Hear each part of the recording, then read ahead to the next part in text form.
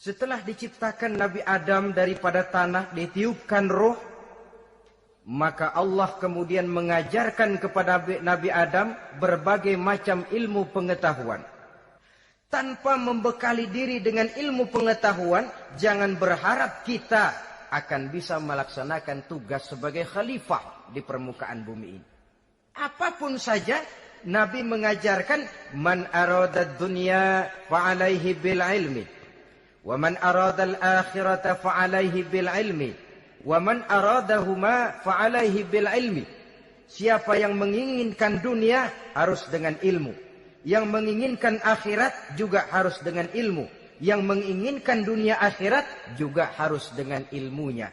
Tanpa dasar ilmu, maka manusia tidak akan bisa menjalankan tugas kekhalifahan.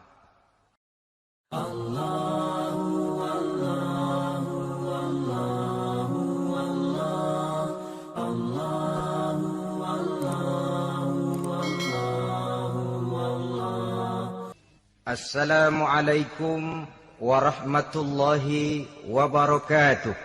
Waalaikumsalam warahmatullahi wabarakatuh. Bismillahirrahmanirrahim. Alhamdulillahi rabbil alamin. Wassalatu wassalamu ala ashrafil anbiya'i wal mursalin, sayyidina wa maulana Muhammadin wa ala alihi wa ashabihil mujahidin at-tahirin, amma ba'du. Saudara-saudara kaum muslimin rahimakumullah. Pada pertemuan kali ini kita akan membicarakan riwayat Nabi Adam alaihi salam. Nabi Adam diciptakan oleh Allah dari tanah dan merupakan manusia pertama serta bapa dari seluruh umat manusia. Pada saat Allah hendak menciptakan Nabi Adam, Allah berkata kepada malaikat, "Inni ja'ilun fil ardi khalifah." Aku akan menjadikan seorang khalifah di permukaan bumi. Malaikat dengan nada sedikit protes berkata, "Ataj'alu fiha may yufsidu fiha wa yasfiku ad-dima wa nahnu nusabbihu bihamdik wa nuqaddisu lak." Tuhan, apa perlunya engkau ciptakan seorang khalifah di permukaan bumi? Kelak kalau mereka berkembang biak, kerjanya hanya akan melakukan kerusakan, menumpahkan darah, saling bermusuhan satu sama lain. Sedangkan kami, kata malaikat, sudah cukup bertasbih memuji kebesaranmu. Allah kemudian menjawab, "Inni a'lamu ma la ta'lamun." Aku lebih tahu tentang apa yang kalian semua tidak mengetahuinya. Setelah diciptakan Nabi Adam daripada tanah, ditiupkan roh, maka Allah kemudian mengajarkan kepada Nabi Adam berbagai macam ilmu pengetahuan. Wa 'allama Adam al-asma'a kullaha. Kemudian Allah mengajarkan Nabi Adam nama-nama segala sesuatu. Nama merupakan simbol daripada ilmu pengetahuan.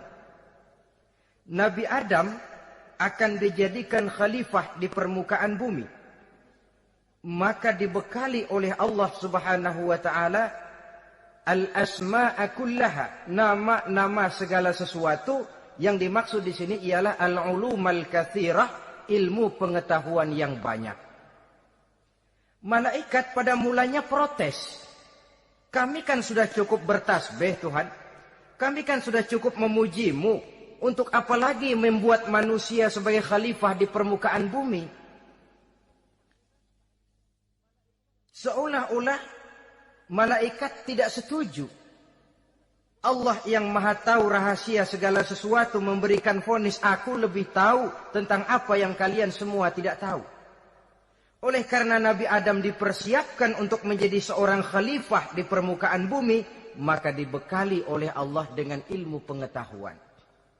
Begitu Nabi Adam dan begitu kita. Karena bukan cuma Nabi Adam, kita pun oleh Allah dijadikan sebagai khalifah-khalifah di permukaan bumi ini. Yang nilai kekhalifahan kita bergantung kepada kondisi kita masing-masing. Ada orang yang menjadi khalifah level internasional, menjadi pemimpin dunia Islam.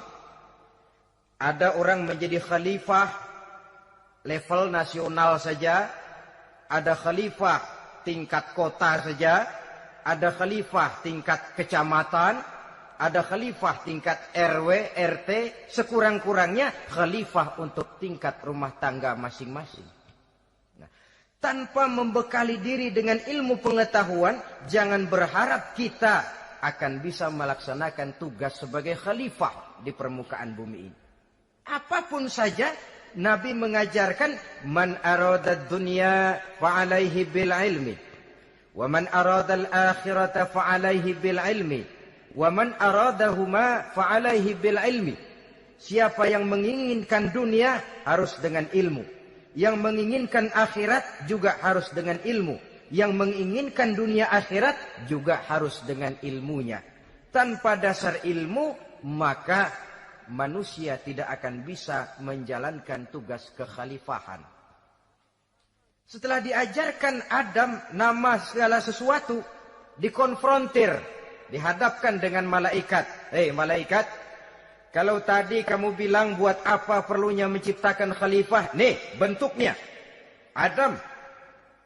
Sekarang hei malaikat, coba kamu sebutkan nama segala sesuatu ini yang ada di sini ini. Malaikat berkata, subhanaka la ilma lana illa ma 'allamtana. Ya Allah, kami tidak punya ilmu, kami tidak tahu semua itu kecuali apa yang telah Engkau ajarkan kepada kami. Kalau kamu tidak sanggup, Adam, sebutkan nama-nama semua itu. Adam menyebutkannya dengan lancar. Ketika itulah Allah memerintahkan malaikat untuk sujud kepada Nabi Adam alaihi salam. Sujud di sini bukan sujudul ibadah, sebab sujud ibadah kepada yang selain Allah haram. Tapi sujud di sini sujudut tawadhu' i'tirafan bi fadli Adam. Sujud merendahkan diri sebagai pengakuan terhadap keutamaan dan kelebihan Nabi Adam.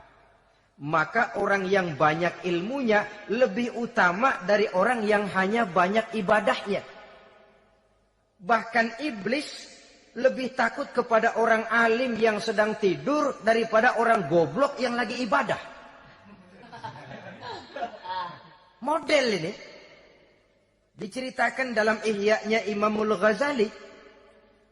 Iblis masuk ke masjid mau menggoda orang lagi sholat. Sudah masuk di pojok masjid, dia lihat orang lagi tidur. Ngacir iblis keluar, cepat benar. Pucat mukanya. Ketemu di jalan sama temannya. Kenapa lari, Mas?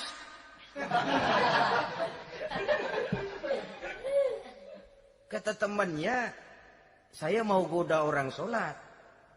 Lalu tiba-tiba di pojok masjid saya lihat ada orang lagi tidur. Saya takut betul sama itu orang. Lari saya keluar. Loh, sama yang sembahyang sampean nggak takut, kok sama yang tidur takut bagaimana? Yang tidur itu orang alim. Yang lagi sembahyang itu orang goblok. Oh, godain orang goblok, saya colek juga dia lupa sembahyang. Tapi orang alim ini saya takut betul. Lah kalau diukur dengan malaikat waktu itu Nabi Adam, ibadahnya lebih banyak malaikat, jelas. Sudah bertasbih, sudah bertahmid malaikat. Nabi Adam baru diciptakan. Tapi kenapa Allah perintah malaikat sujud kepada Adam? I'tirafan bi fadli Adam. Keutamaan Nabi Adam. Pantas untuk diserahi tugas sebagai khalifah mengatur kehidupan di muka bumi. Kalau malaikat yang jadi khalifah di dunia ini, nggak rame dunia. Coba, malaikat, material, harta nggak perlu. Seksual nggak perlu. Dunia ini hambar. Justru dunia ini menjadi ramai setelah manusia diberikan fungsi sebagai malaikat, sebagai khalifah oleh Allah Subhanahu wa taala. Saudara-saudara kaum muslimin rahimakumullah, setelah nyata kelebihan Nabi Adam, Maka Allah perintahkan Nabi Adam tinggal di surga dengan segala kenikmatan yang ada di dalamnya. Tapi lantaran sendirian, kesepian Nabi Adam ini. Allah Maha Tahu, maka diciptakannya pasangannya, yaitu Siti Hawa dari tulang rusuk yang sebelah kiri. Sehingga Nabi pernah pesan begini, Istausu bin nisa fa innahunna khuliqna min dhil'in. Hati-hati kamu ngadepi perempuan. Yang tolong dengar nih yang laki-laki, yang perempuan belaga budak aja dulu lah. Hati-hati kamu ngadepi perempuan. Fa innahunna khuliqna min dhil'in, karena perempuan diciptakan dari tulang rusuk sebelah kiri. Apa watak tulang rusuk? Tulang rusuk itu kan bengkok. Perempuan tuh begitu, didiemin aja bengkok terus, dikerasin patah.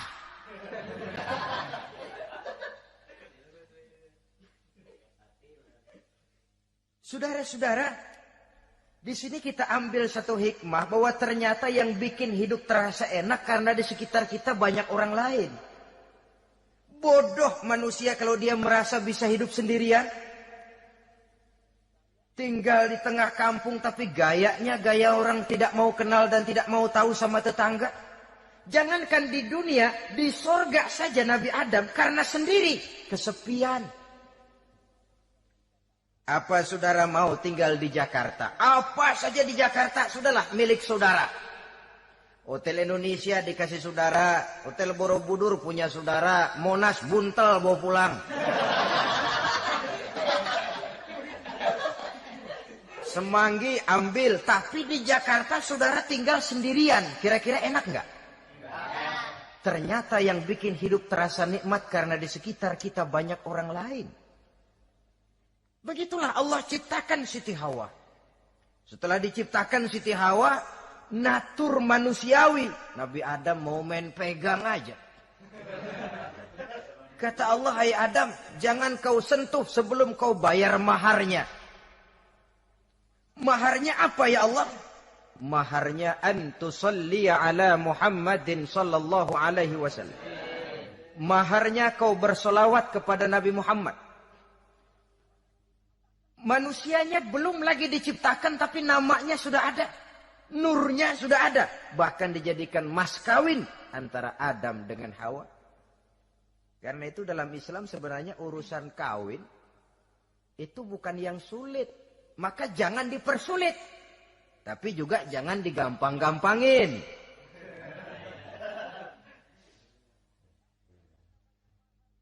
Artinya yang namanya mahar ini, walaupun cuma sebentuk cincin besi kalau orang sangat tidak mampu. Bahkan dengan mengajarkan Fatihah saja sah sudah. Saya terima nikahnya Fulanah binti Fulan, dengan mas kawinnya saya ajarkan dia surah Fatihah. Kalau memang kere betul, tidak punya apapun, sah sudah itu. Agama ini mudah, karena itu jangan dipersulit, tapi juga jangan digampang-gampangin. Setelah itu Allah memerintahkan, Ya Adam uskun anta wa zawjukal jannah. Hai Adam, kau dan istrimu tinggallah dalam surga. Wa kula minha ragadan haitsu syi'tuma. Segala makanan yang ada di dalamnya boleh kau makan. Pakaian yang aneka warna boleh kau pakai. Nikmati seluruh fasilitas yang ada di surga ini. Cuma atu aja Adam. Yang lain boleh dah. Mau ngapa pakai atu aja jangan. La taqraba hadhihi syajarah. Jangan kamu dekati pohon khuldi itu. Dekat saja jangan. Apalagi sampai metik. Jangan Adam. Saudara, ma'asyiral muslimin, itulah watak manusia. Kalau ada 10 persoalan, yang 9 boleh, yang 1 tidak boleh, yang tidak boleh yang bikin dia penasaran. Gue pengen tahu ngapa kagak boleh sih. Timbul penasaran. Apalagi iblis selalu berusaha. Sebab pada waktu malaikat disuruh sujud, semuanya sujud kepada Adam. Iblis tidak mau sujud. Tuhan tegur, iblis, kenapa kamu tidak mau sujud? Mana mungkin Tuhan, saya kan dibikin dari api, kata iblis. Adam dari tanah, unsur api lebih mulia dari unsur tanah. Masa saya harus tunduk kepada Nabi Adam? Gengsi dong. Adam kan anak kemarin sore, baru dibikin. Masa saya harus tunduk kepada orang yang macam itu? Ini kan perintah aku, iblis. Kalau kau tidak mau tunduk, keluar dari sorga ini. Terusir iblis dari sorga karena kesombongannya tidak mau sujud kepada Adam.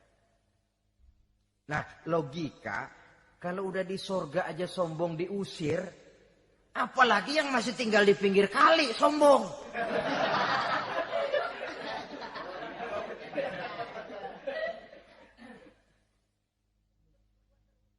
Tapi sejak peristiwa terusirnya itu, iblis bikin proklamasi. Apa proklamasi iblis?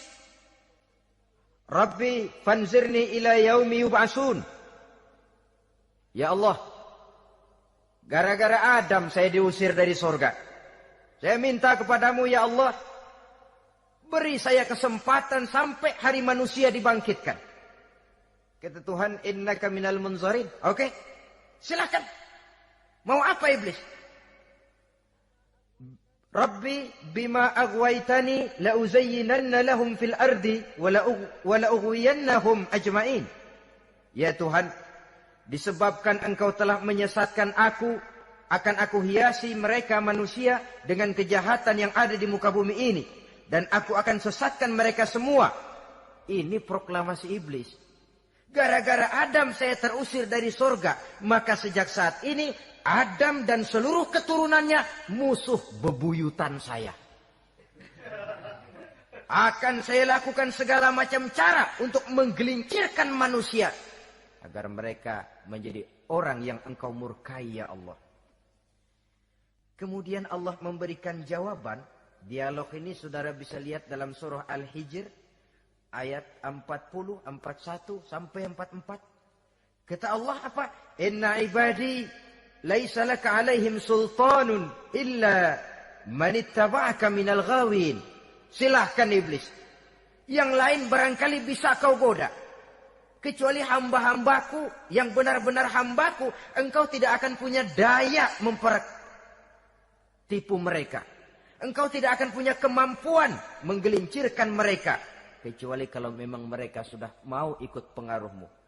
Sepanjang mereka benar-benar menjadi hambaku, kata Allah. Hamba Allah yang sebenarnya, mereka di luar kekuasaanmu, iblis. Tapi kalau mereka sudah turun menjadi hamba harta, hamba dunia, hamba pangkat, budak jabatan, mereka itu yang bisa kau gelincirkan. Selama mereka masih tetap sebagai hambaku, kata Allah, mereka di luar jangkauan kekuatan dan kekuasaanmu, iblis. Nah, sejak saat itu kan iblis selalu nyari jalan, nyari lantaran bagaimana Adam nih supaya dia tergelincir. Gara-gara dia saya diusir dari surga. Nguping terus iblis. Sampai akhirnya dia dapat berita tentang dilarangnya Nabi Adam mendekati pohon khuldi itu. Satu hari dengan muka sedih. Ya, iblis itu the best actor. Aktor ulung dia. Dengan roman muka sedih. Dia datang kepada Nabi Adam dan Siti Hawa. Kata Nabi Adam, iblis, ente kok tampangnya demek amat sih?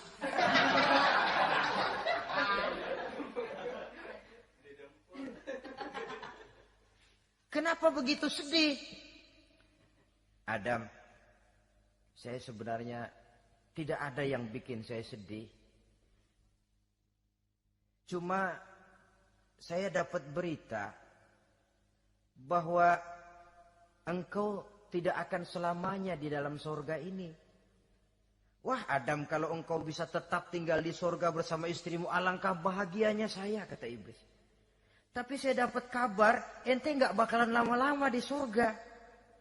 Buktinya ente dilarang makan buah khuldi. Khuldun artinya kekal. Kalau kau makan buah itu, kau akan kekal di surga Adam. Tuhan gak pengen, makanya dilarang. Wa qasamahuma inni lakuma laminan nasihin. Untuk memperkuat omongannya, sumpah si iblis. Bener Dam, saya sih ngomong cuma buat kepentingan ente. Saya sayang sama ente. Yang tahu cuma saya dah. Bicaranya seolah-olah untuk kepentingan Nabi Adam. Sebenarnya tujuannya tidak lebih menjerumuskan Nabi Adam. Begitu iblis zaman dulu, zaman Adam. Dan begitu iblis zaman sekarang. Seolah-olah bicaranya untuk kepentingan umat Islam. Tapi sebenarnya tujuannya ngelecehin. Memperdayakan umat Islam. Dia bilang kepada Adam, saya sih cuma ngasih saran Adam. Kalau ente pengen selamanya di surga, petik aja tuh buah. Pokoknya beres dah. Itu si Tuhan ngelarang, bohongin doang lo. Supaya kau dan istrimu tidak lama-lama di surga, maka dilarangnya kau memakan buah khuldi itu. Udah, embat aja. Saudara-saudara, tipu daya iblis ini bisa kita baca dalam surah Al-A'raf ayat 20 sampai ayat 22. Nabi Adam tergoda, ditambah oleh bujuk rayu Siti Hawa. Nabi Adam yang setengah hati itu akhirnya terpancing betul. Sebab itu perempuan, walaupun peranannya tidak begitu kelihatan, tapi memang sangat menentukan. Tidak ada seorang suami bisa sukses jadi apapun dia tanpa peran serta istrinya. Karena itu sebagai muslim, kita punya teman hidup dan kita punya lawan hidup. Siapa teman hidup kita? Dalam arti sempit, teman hidup kita istri. Kalau dia istri tentu suami yang taat kepada Allah dan Rasulnya. Dalam arti luas, teman hidup kita ialah setiap muslim. Setiap orang yang pandangan hidupnya sama dengan kita. Itu teman hidup. Lalu lawan hidup kita siapa? Lawan hidup kita secara mutlak iblis dalam segala bentuknya. Iblis yang berbentuk halus, ini ngusirnya ada lebih gampang. Konon ya, iblis setan itu kalau dengar orang azan kan lari. Takut dia. Dibacakan bismillah, minggir. Yang sulit diusir ini iblis yang berbentuk manusia. Diazanin nyengir.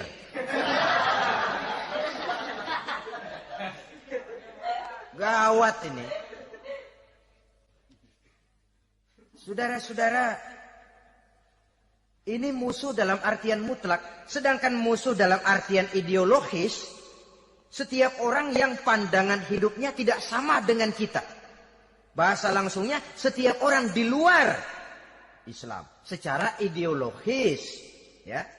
Adapun secara manusiawi, kita tetap toleransi, saling menghormati, setuju dalam perbedaan pendapat. Kembali kepada prinsip, lakum dinukum.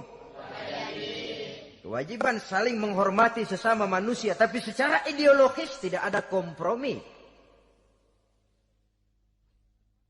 Begitulah Nabi Adam tergoda. Dan begitulah iblis selalu menggoda keturunan-keturunan Nabi Adam. Sampai kepada kita sekarang ini. Tiap kali kita hendak melakukan berbagai kebaikan, iblis ini mulai bisik, kasar, kusuk, kesek.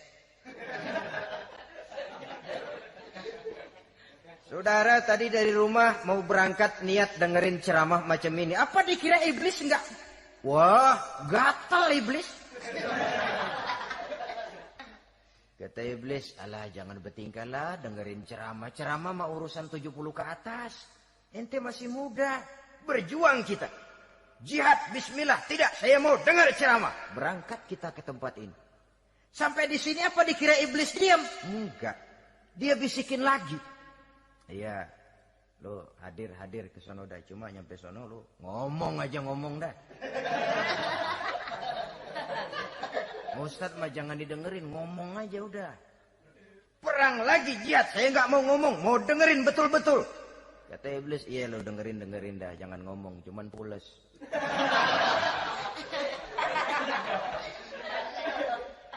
Segala macam cara dilakukan oleh iblis untuk menggelincirkan manusia. Ketika Nabi Adam mengambil buah khuldi itu, datanglah murka Allah. Adam, seolah-olah kalau bahasa kita, kelewatan kamu Adam. Dari belum ada aku ciptakan kau. Barangkali kau merasa kesepian, aku ciptakan Hawa. Aku tinggikan derajatmu dari malaikat sampai malaikat sujud kepadamu. Aku perintahkan kau tinggal di surga dengan seluruh fasilitas yang ada di dalamnya.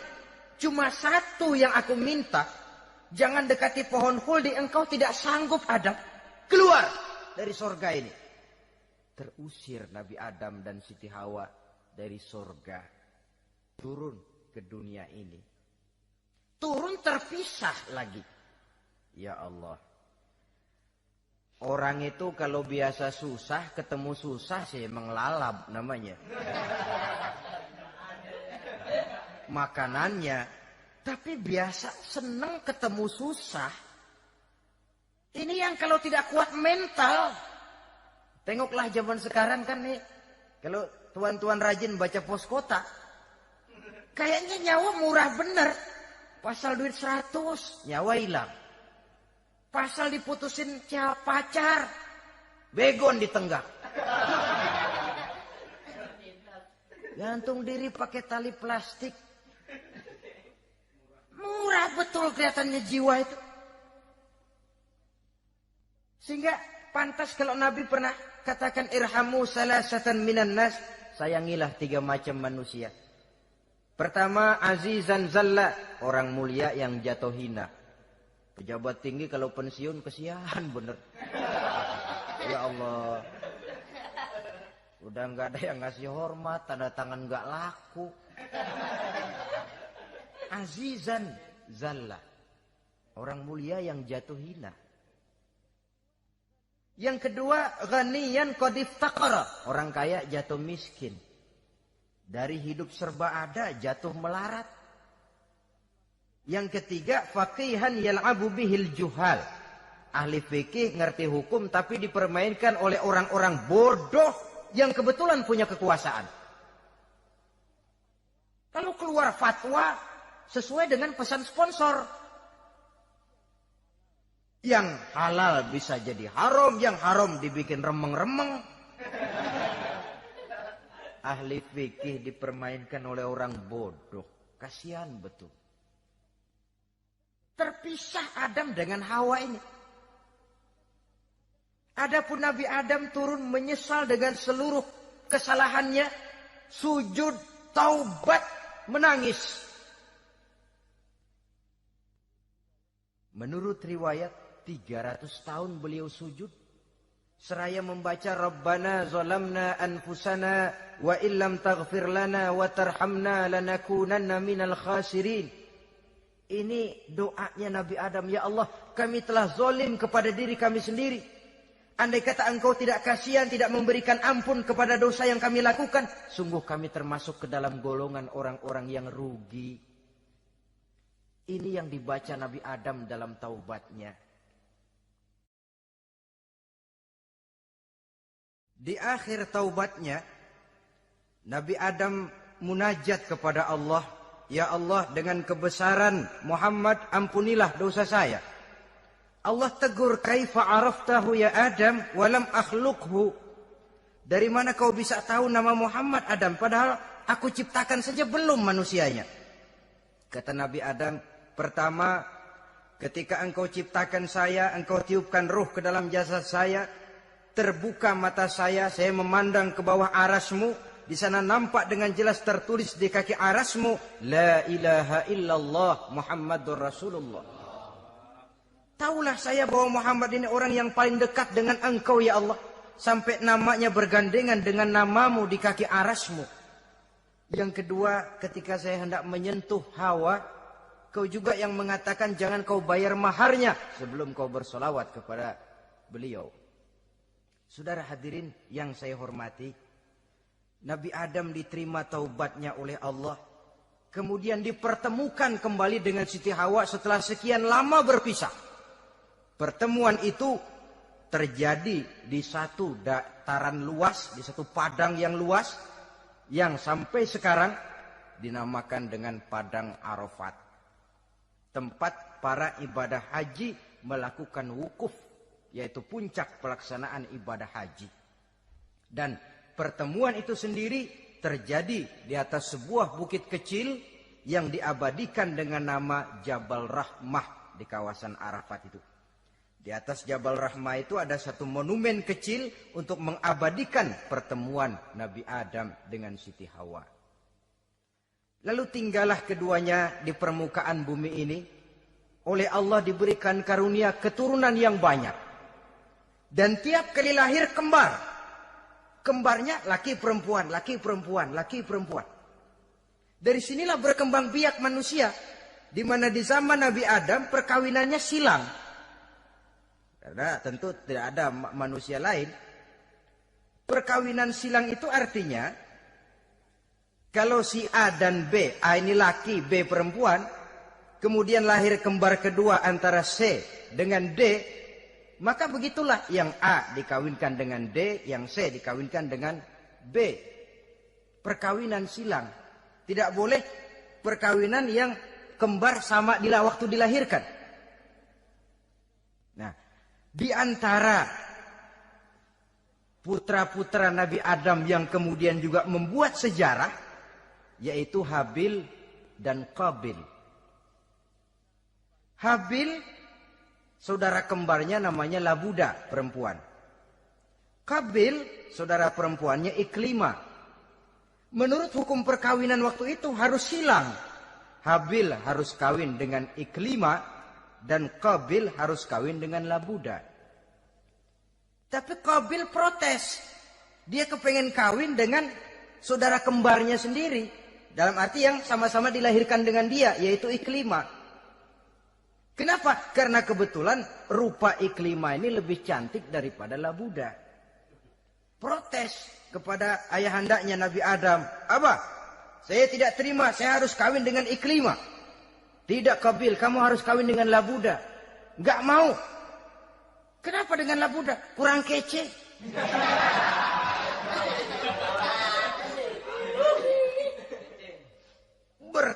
Bertengkar, Nabi Adam tidak berhasil menyelesaikan. Lalu diserahkan saja kepada Allah. Kata Allah begini saja. Bikin korban. Kamu berdua, Habil, Qabil. Siapa yang korbannya aku terima, dia boleh kawin sama Iklimah. Ternyata korban yang diterima adalah korbannya Habil. Jadilah Habil kawin dengan Iklimah. Tapi Qabil tidak puas. Dendam kesumatnya timbul, iblis ngilikin. Kresek. Akhirnya dibunuh saudaranya Habil ini.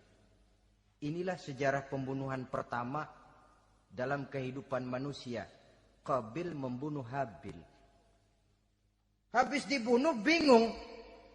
Bagaimana naruhnya ini mayat? Allah lalu memberikan petunjuk. Dalam Al-Ma'idah ayat 31 itu dijelaskan. Ada burung gagak berantem sama burung. Yang satu mati. Nah, oleh yang masih hidup, tanah ini dicakar-cakar sama kakinya dan sama paruhnya. Sehingga berbentuk lubang, bangkai saudaranya itu dimasukin ke lubang itu lalu diuruk lagi pakai tanah. Oleh cakar kakinya dan paruhnya itu. Sehingga Qabil, cara ini bisa. Itulah sejarah penguburan pertama dalam perkembangan manusia. Oleh karena itu, Nabi memberikan penjelasan, man sanna sunnatan hasanatan falahu ajruha wa ajru man amila biha wa fi riwayatin wa ajru man tabi'aha. Siapa orang yang melakukan satu kebajikan, dia akan mendapat pahala dan pahala dari orang-orang yang mengikuti kebaikannya. Misalnya saudara membentuk pengajian. Ramai pengajian saudara. 1000 orang yang datang ngaji, 1000 orang saudara dapat pahala. Sponsor kebaikan. Sebaliknya, wa man sanna sunnatan sayyi'atan falahu ismuha wa ismu man amila biha, ay wa ismu man tabi'aha. Siapa yang memulai suatu kejahatan, dia akan mendapat dosa dan dosa dari orang-orang yang melakukan atau mengikuti kejahatannya. Umpamanya saudara mengadakan pesta. Lalu dalam pesta itu terjadi segala macam maksiat. Maka seluruh maksiat yang terjadi malam itu di tempat itu, saudara ikut dapat dosanya. Kenapa? Sponsor. Tiap kali ada pembunuhan, Qabil dapat andil dosa. Kenapa? Sponsor. Tapi kalau dua orang muslim, ini masalahnya Habil nggak ngelawan kan, dibunuh. Tapi kalau dua orang muslim berkelahi, kata Nabi apa?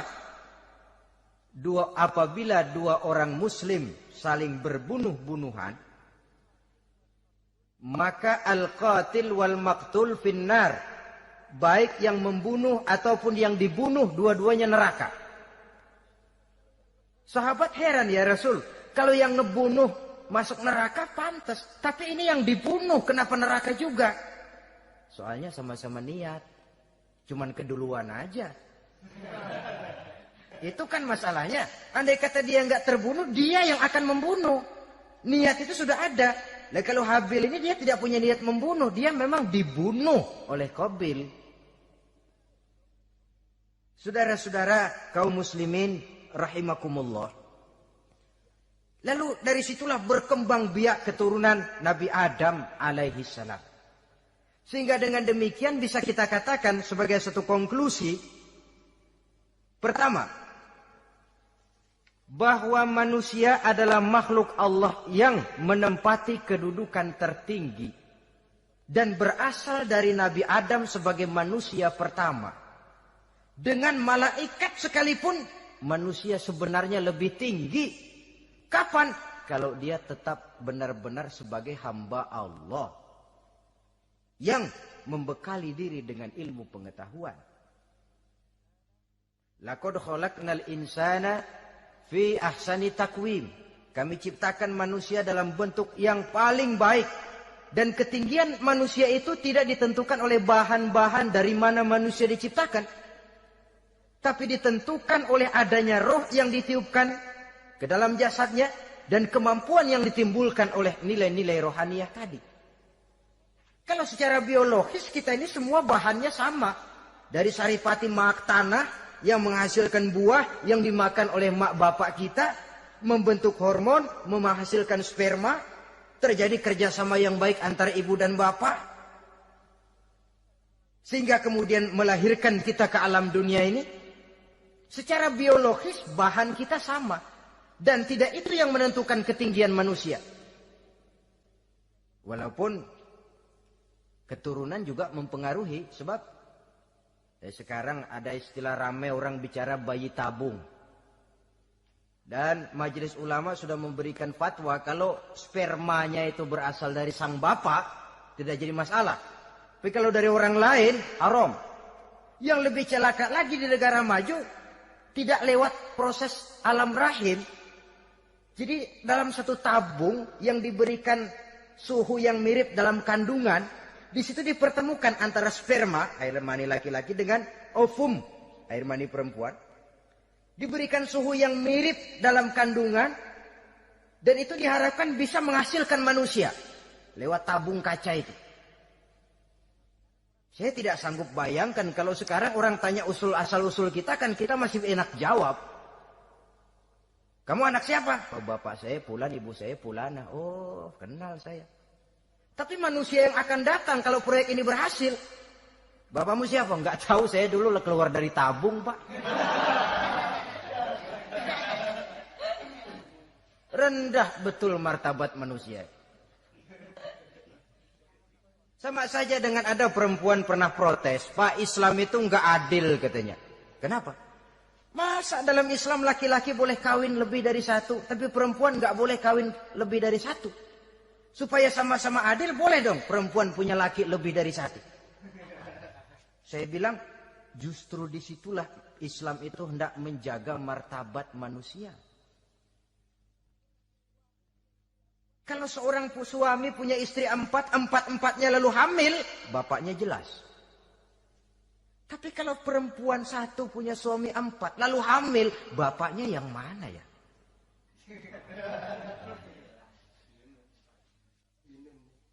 Rendah martabat manusia. Ketika si bayi lahir, ibunya lihat, ini jidatnya kayak si A ini. Sudah ini anakmu saja nih, jidatnya jidat kamu. Kata antar dulu jidat saya, tapi kuping B nih nggak mau saya.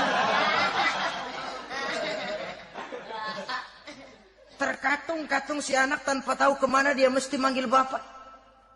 Ibu daftarin anak ke sekolah, Pak Guru tanya lagi, ini bin siapa Bu? Bingung lah, udah tulis Bu, bin rame-rame.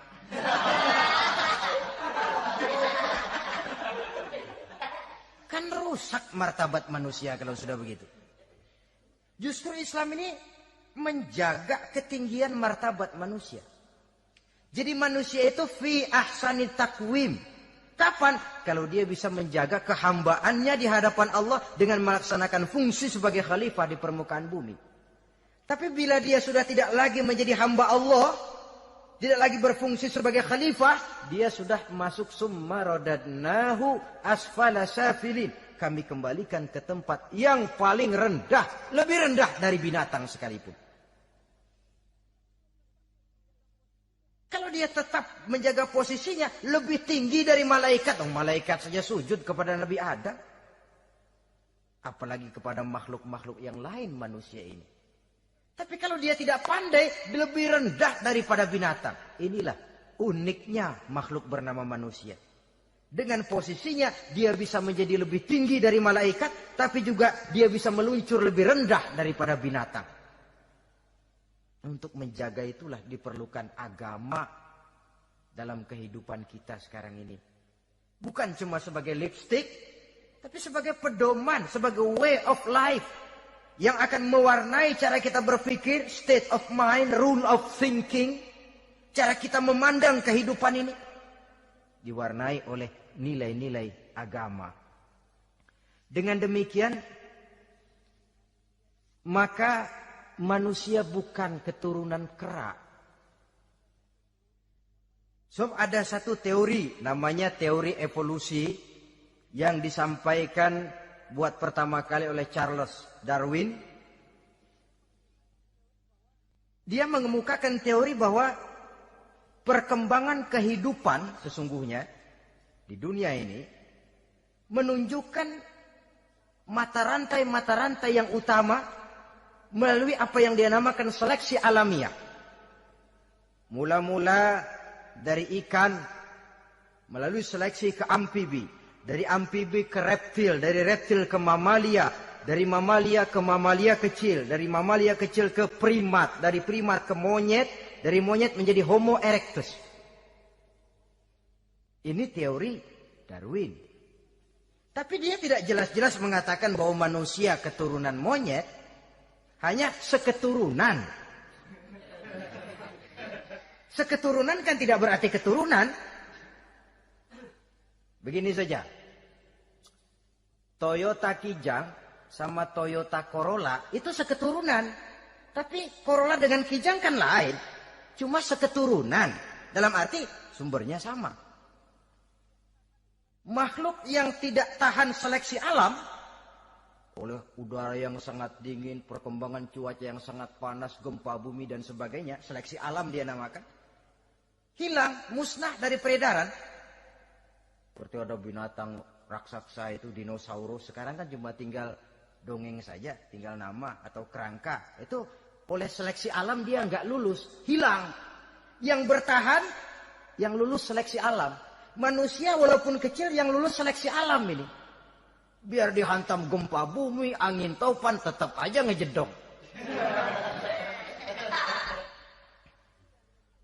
Nah, teori Darwin ini, teori evolusi ini didukung dan dibuktikan oleh peninggalan fosil atau binatang dan tumbuhan yang hidup dan mati selama perkembangannya.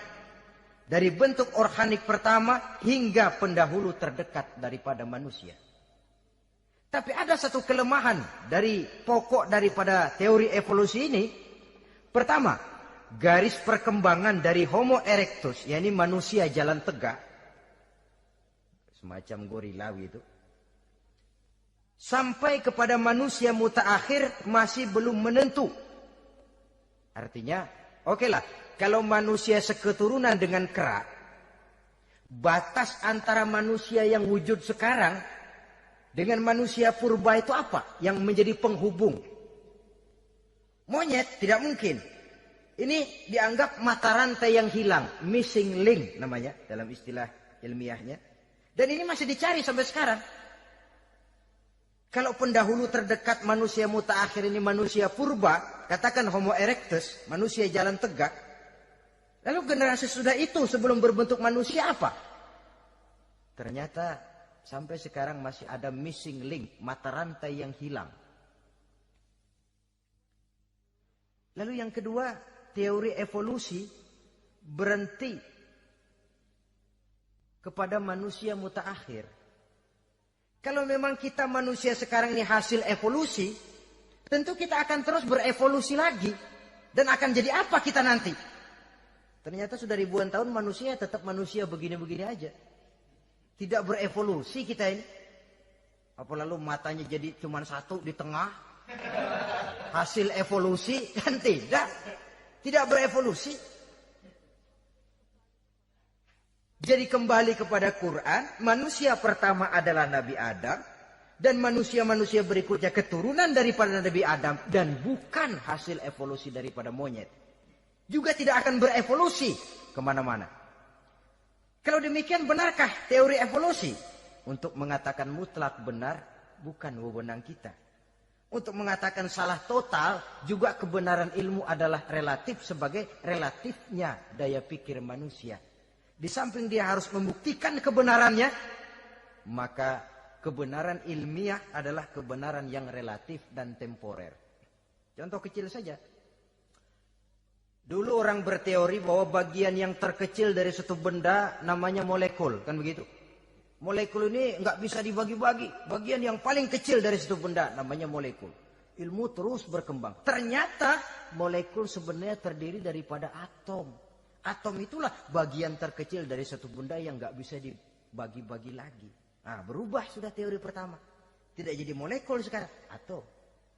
Belakangan rupanya atom masih tersusun dari partikel-partikel. Partikel inilah bagian yang terkecil dari satu benda. Berubah lagi sudah.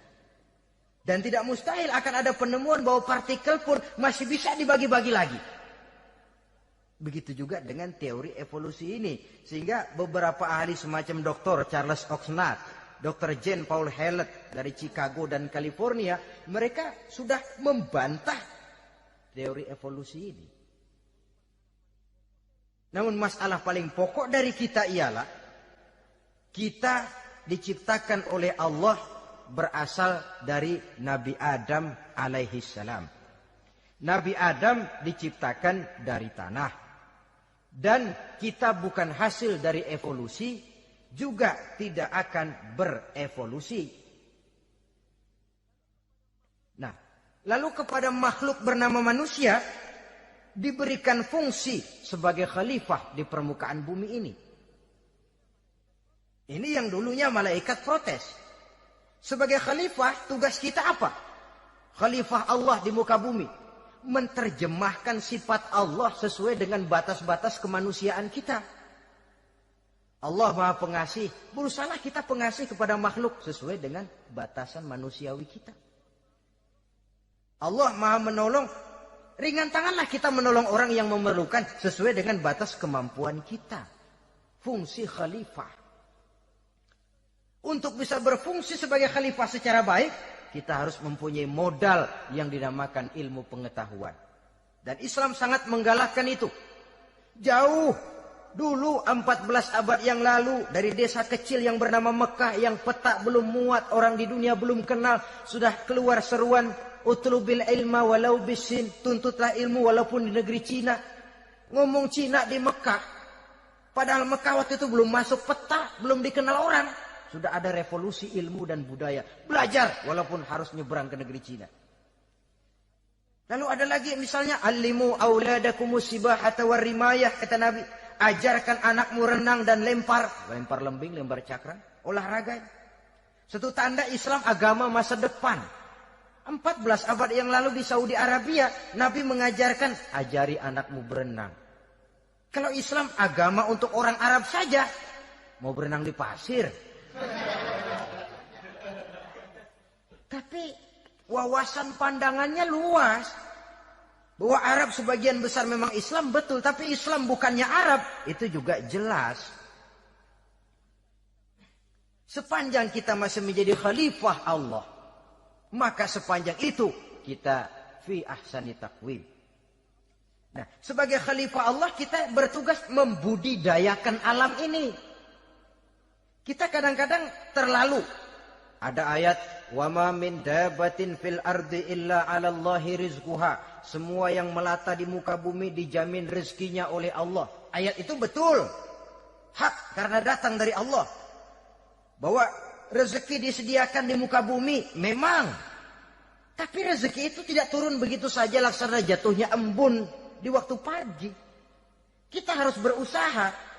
Dan usaha manusia mencari rezeki lain dengan ayam. Kalau ayam dari tahun atu. Jadi rezekinya tuh modalnya cuma ceker patok. Coba. Dari tahun 1 ayam, asal punya ceker, punya patok, sudah dapat rezeki dia. Nggak perlu masuk TK, SD, SMP. Tapi manusia cari rezeki, apalagi zaman sekarang. Persaingan hidup tajam, lapangan kerja sulit, tensi ekonomi tinggi. Masuk sekolah urusan, tamat sekolah urusan. Kadang-kadang dilema juga. Masuk perguruan tinggi negeri sulitnya setengah mati kayak onta masuk ke lubang jarum. Masuk perguruan tinggi swasta yang favorit biayanya selangit. Artinya tanpa membekali diri dengan ilmu, keahlian, skill, kemampuan, fungsi sebagai khalifah sulit untuk bisa kita laksanakan. Saudara-saudara kaum muslimin yang berbahagia. Kalau fungsi khalifah ini mampu kita laksanakan, iblis putus asa sudah. Sebagai khalifah, di satu pihak kita menyembah hanya kepada Allah, di lain pihak kita membudidayakan alam ini. Ada apa sih di perut bumi? Minyak, gas, timah, emas. Ada apa sih di lautan?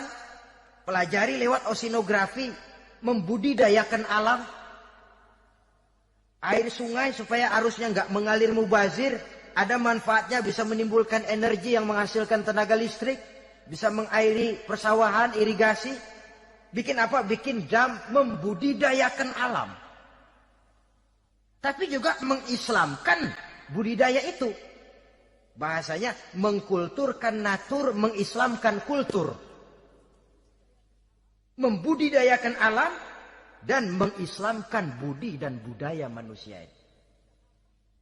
Sehingga apapun yang kita kelola dari alam ini nantinya akan untuk menunjang tugas sebagai khalifah, sujud kepada Qadhi Rabbul Jalil. Saudara-saudara, maka bersyukur kita. Oleh Allah dijadikan manusia. Tidak pesan, terima beres, cantik. Dari segi biologis maupun psikologis, tidak ada makhluk secantik manusia. Dibekali dengan agama, di samping akal. Sehingga agama membimbing akal agar sampai kepada kebenaran yang hakiki. Kita sebagai keturunan Nabi Adam, memegang fungsi khalifah. Jadi jangan main-main loh, kita ini turunan Nabi, betul ini. Saudara-saudara yang hadir semua di depan saya ini, termasuk saya, kita gini, turunan Nabi kita ini. Nabi Adam. Jangan main-main loh, turunan Nabi gini-gini. Nabi Adam.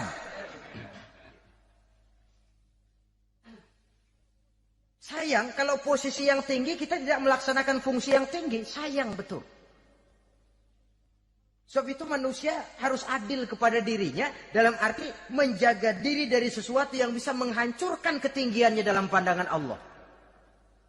Jadi kalau kita sudah lemparkan diri ke meja judi, hanyutkan diri ke tempat mabuk, hancurkan diri di tempat maksiat, itu sudah tidak adil kepada diri sendiri.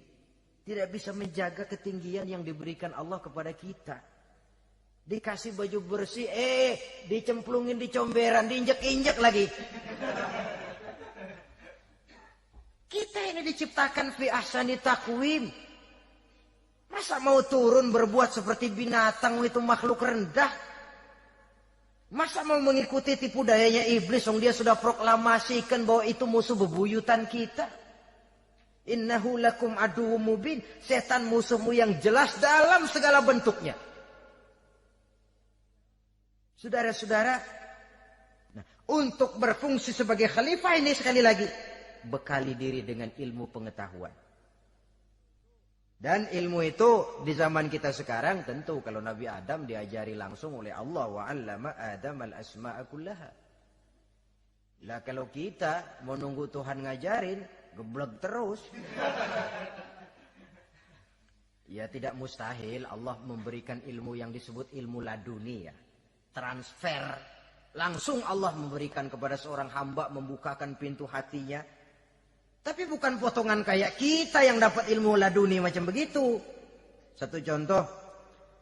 Menurut ceritanya, Hadratus Syekh Kiai Hasyim Asy'ari itu kan ngaji beliau kepada Kiai Khalil, Bangkalan, Madura. Kiai Khalil ini wali.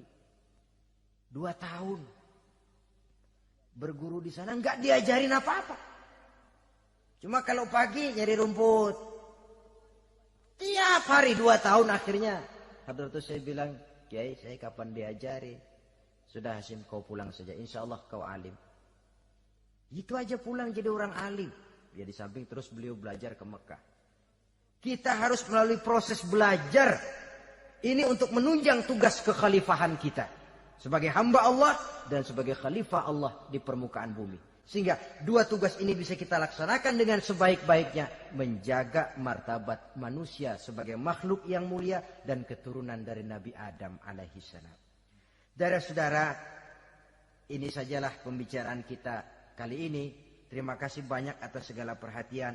Mohon maaf atas segala kekurangan. Usikum wa nafsi bitaqwallah. Aqulu qauli hadza. Wassalamualaikum warahmatullahi wabarakatuh.